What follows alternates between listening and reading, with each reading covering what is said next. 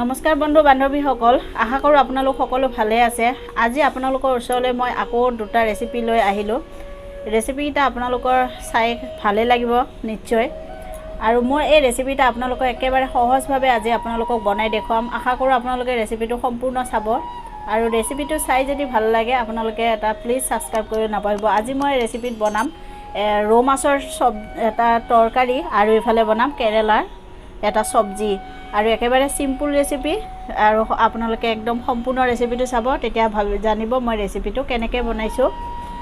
আৰু মোৰ এই ৰেচিপিটো আপোনালোকে বেছি সকলোৰে লগত শ্বেয়াৰ কৰিব। আহক এতিয়া বেছি দেৰি নকৰি মই ৰেচিপিটো আৰম্ভ কৰোঁ। আজি মই এনেকৈ তিতা কেৰেলাৰ ৰেচিপি এটা আপোনালোকক দেখুৱাম আৰু মই মাছ তৰকাৰী বনাই আপোনালোকক দেখুৱাম। একেবাৰে সিম্পল আৰু সহজ ৰেচিপি, বেছি কষ্টৰ ৰেচিপি নহয়। আৰু তিতা কেৰেলা মই চাওক এনেকৈ কাটি লৈছোঁ আৰু ইয়াৰ যিখিনি ডাঙৰ গুটি এইখিনি মই ধুনীয়াকৈ গুচাই লৈছোঁ। আৰু মই তিতা কেৰেলা কমকৈ লৈছোঁ, আপোনালোকে বেছিকৈ ল'লে বেছিকৈও বনাব পাৰিব। যিহেতু মোৰ ঘৰত তিতা কেৰেলা খোৱাৰ মানুহ নাই সেইকাৰণে মই কমাই লৈছোঁ। আৰু মই এটা চৰিয়া লৈ আছোঁ, এনেকৈ চৰিয়াত মই এই তিতা কেৰেলাখিনি এনেকৈ দি ল'ম। এতিয়া মই দি আছোঁ এনেকৈ নিমখ 1 চামুচ আৰু দি আছোঁ মই এনেকৈ হালধি আৰু মই দি আছোঁ এনেকৈ নেমু টেঙা ৰস। নেমু আৰু নিমখ হালধি এনেকৈ সানি পেলাই থৈ দিলে চাব ইয়াত যিখিনি পানী ওলায় এই পানীখিনি একদম তিতা পানী ওলাব। এই পানীখিনি এনেকৈ উলিয়াই পেলাই দিলে এইখিনি আৰু খাবৰ কাৰণে একদম তিতা নালাগে। তেতিয়া চবেও এই কেৰেলা খাব খুজিব। চবেওতো কেৰেলা খাব ভাল নাপায়। এনেকৈ বনাই দিলে চাব তিতা কেৰেলাখিনি খাব খুব ভাল পাব। তিতাৰ কোনো একদম মানে নামেই নাথাকিব। এতিয়া মই এইখিনি থৈ দিম অকণমান সময় ৰেষ্টত, তেতিয়া চাব একদম পানী ওলাই যাব তিতা কেৰেলাৰ পৰা। আৰু মই এতিয়া এনেকৈ মাছখিনি লৈ লৈছোঁ। মাছখিনি মই মছলা সানি থ'ম আগতে। এনেকৈ মই দি আছোঁ হালধি, দি আছোঁ নিমখ, দি আছোঁ এনেকৈ জলকীয়াৰ গুড়ি আৰু দিছোঁ মই এনেকৈ আদা আৰু নহৰু মই ৰুকি লৈছিলোঁ, এইখিনি মই দি দিছোঁ। এতিয়া মই ইয়াত অকণমান মিঠাতেল দিম। এতিয়া মই মাছখিনি ধুনীয়াকৈ সানি ল'ম।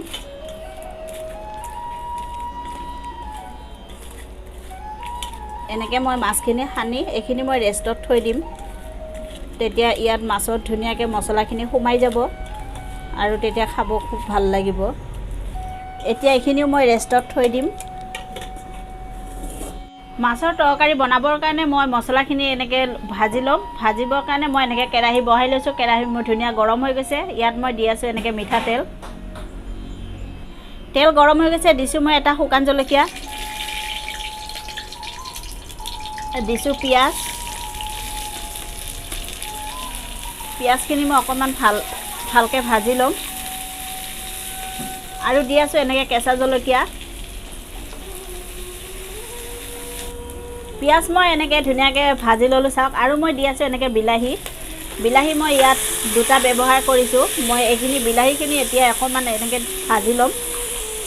আৰু মই দি আছোঁ অকণমান নিমখ দিলে বিলাহীখিনি ধুনীয়া সোনকালে কোমল হয়। মছলা মোৰ ভজা হৈ গ'ল। মছলাখিনি মই এতিয়া নমাই ল'ম। এইখিনি নমাই ধুনীয়াকৈ ঠাণ্ডা হ'ব দিম। আৰু ঠাণ্ডা হোৱাৰ পিছত মই মিক্সিত পিচি ল'ম। আৰু আপোনালোকে মিক্সি নাথাকিলে পটাটো পিচিব পাৰিব। মছলা মই এনেকৈ পিচি ল'লোঁ, মিক্সিত পিচি ল'লোঁ মই। আপোনালোকে মিক্সি নাথাকিলে পটাটো পিচিব পাৰিব। আকৌ মই মাছ বনাবৰ কাৰণে একেটা কেৰাহীকে বহাই লৈছোঁ। কেৰাহীত মই দি আছোঁ এনেকৈ মিঠাতেল। মই আজি মিঠাতেল দি বনাম। তেল মোৰ ধুনীয়া গৰম হৈ গৈছে। আৰু মই এনেকৈ যে আগতে মছলা সানি থৈ দিছিলোঁ মাছখিনি, এতিয়া মই ইয়াত এক পিচকৈ ভাজি ল'ম।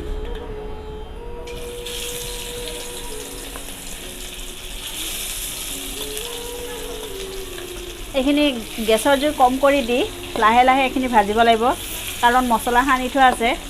মছলা নহ'লে লাগি ধৰিব কেৰাহীত। এনেকৈ মই গোটেই মাছখিনি দি ল'লোঁ চাওক। এতিয়া মই ওপৰ ছাইডটো তললৈ দিম, মানে মাছখিনি অকণমান লাহে এনেকৈ উল্টাই ল'ম। লাহে এনেকৈ উল্টাব আৰু বেছি জুই নিদিব, কাৰণ মছলা দিয়া আছে, লাগি ধৰিব। মছলা জ্বলি গ'লে ভাল নালাগিব খাবৰ কাৰণে। এনেকৈ মই তল ওপৰ কৰি ভাজি ল'লোঁ আৰু মই এতিয়া ইয়াত দি আছোঁ অকণমান এনেকৈ কালি জিৰা আৰু মই দি আছোঁ এনেকৈ আগতে মই মছলাখিনি যে পিচি থৈছিলোঁ এইখিনি মই দি দিছোঁ ইয়াত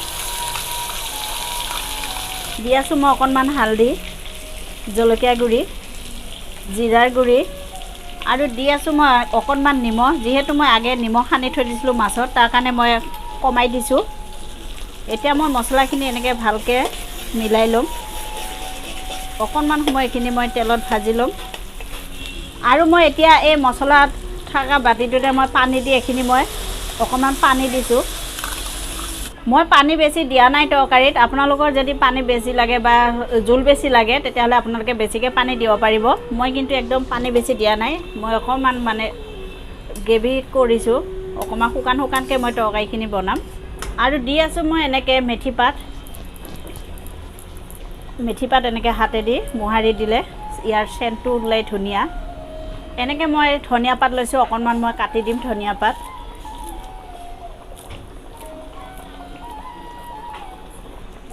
আৰু মোৰ তৰকাৰী হৈ গ'ল মই এতিয়া বন্ধ কৰি গেছৰ পৰা এইখিনি নমাই ল'ম এনেকৈ মই মাছখিনি চাওক চৰিয়াত ধুনীয়াকৈ লৈ ল'লোঁ নমাই দেখিবলৈ ধুনীয়া হৈছে আৰু দেখিলে মই একদম কম সময়ৰ ভিতৰত আপোনালোকক এই মাছৰ ৰেচিপি বনাই দেখুৱালোঁ আপোনালোকে এনেকৈ বনাব এইখিনি মই এতিয়া থৈ দিম ছাইডত মই কেৰেলাখিনি বনাই আপোনালোকক দেখুৱাওঁ আৰু মই এনেকৈ কেৰেলাখিনি যে সানি থৈ দিছিলোঁ মছলাত ইয়াৰ পৰা কেনেকৈ পানী ওলাইছে চাওক দেখিছে পানী ওলাই গৈছে আৰু মই এইখিনি এতিয়া অকণমান হাতেদি পানীখিনি চেপি ল'ম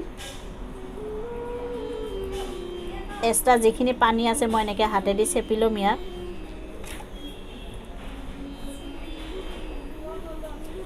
আৰু কেৰেলাৰ যিখিনি ডাঙৰ ডাঙৰ গুটি এইখিনি মই পেলাই দিছোঁ এইখিনি মই ব্যৱহাৰ কৰা নাই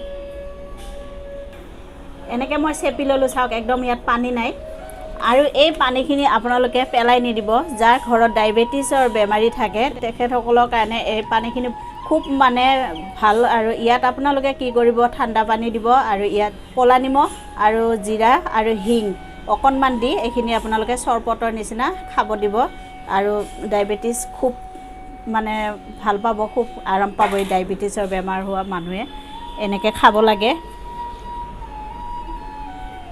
কেৰেলাৰ এই চব্জিখিনি বনাবৰ কাৰণে মই এনেকৈ কেৰাহী বহাই লৈছোঁ আৰু কেৰাহীত মই অকণমান তেল দিছোঁ আজি মই গোটেই চব্জিখিনি এনেকৈ মিঠাতেলেদি বনাইছোঁ এতিয়া মই এই কেৰেলাখিনি এনেকৈ তেলত মই ভাজি ল'ম বেছি ভাজিব নালাগে অকণমান খালি ভাজি ল'ম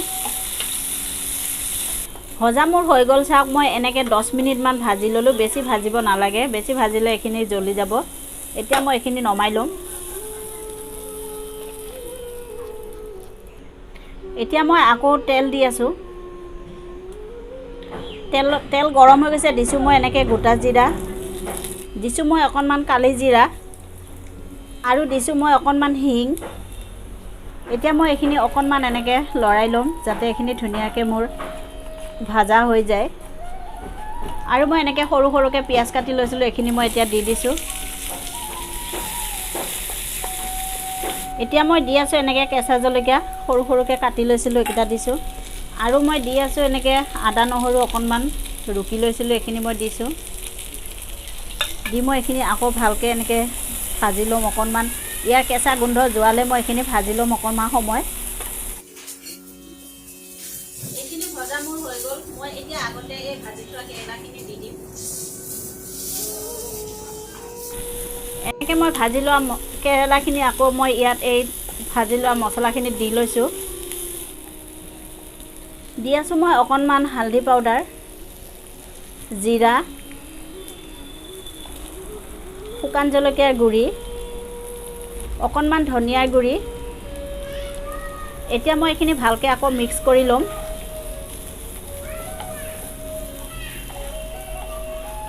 দি আছোঁ মই এনেকৈ নিমখ আগতে মই যিহেতু নিমখ সানি থৈছিলোঁ তাৰ কাৰণে মই নিমখ এতিয়া কমাই দিছোঁ দি মই এইখিনি আকৌ ভালকৈ এনেকৈ মিক্স কৰি ল'ম আপোনালোকে এনেকৈ কেৰেলা বনাই খাব খাই খুব ভাল লাগিব আৰু আপোনালোকে তিতা লাগিলে গমেই নাপাব যে তিতা লাগিছে নে নাই লগা এনেকৈ বনাব আৰু আলহী আহিলেও এনেকৈ বনাই খুৱাব চাব কোনেও গমেই নাপাব আপোনালোকে তিতা কেৰেলা বনাই খুৱাইছে নে কি আৰু মোৰ এই ৰেচিপিবিলাক যদি আপোনালোকৰ চাই ভাল লাগে তেতিয়াহ'লে প্লিজ এটা ছাবস্ক্ৰাইব কৰি আৰু লগতে এটা লাইক কৰিব আৰু মই দি আছোঁ এনেকৈ আমচুৰ পাউডাৰ মই দিছোঁ অকণমান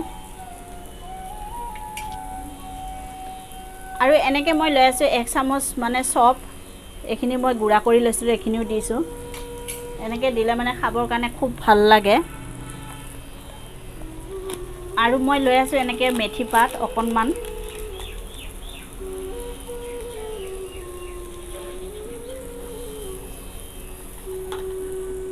আৰু মই দি আছোঁ এনেকৈ অকণমান গৰম মছলা আৰু শেষত দিছোঁ মই এনেকৈ ধনিয়া পাত